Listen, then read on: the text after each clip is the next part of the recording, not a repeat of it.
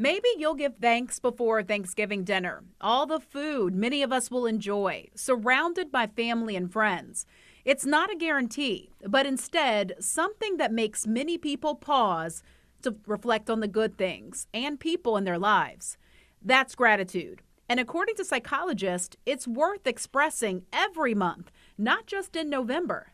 So when we express gratitude out aloud, when we write a thank you note, all of these simple concrete actions actually communicate to our brain to release these feel good hormones that we know balance out depressive symptoms. So that's the first Psychologist Tracy thing that Alloway is I talking about naturally releasing dopamine and serotonin.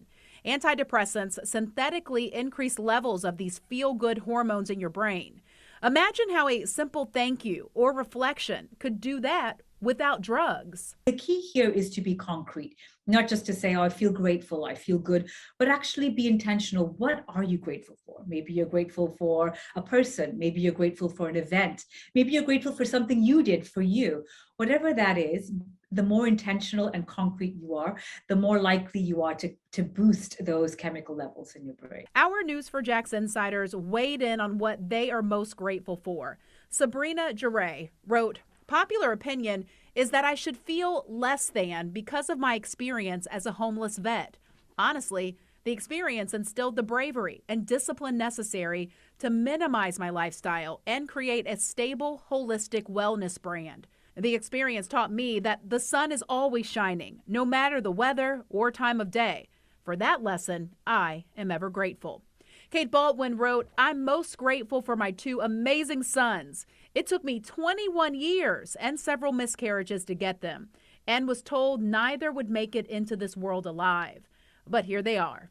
And because of them, my heart and life is full of love and happiness." You have to love Mary Conley's response. She said, "I'm grateful for these days if it rains. The backyard has been resodded, and when there's rain, it means I don't have to do it. I'm grateful for at least 100 bromeliads my godmother gave me in the 1980s. I'm almost done replanting.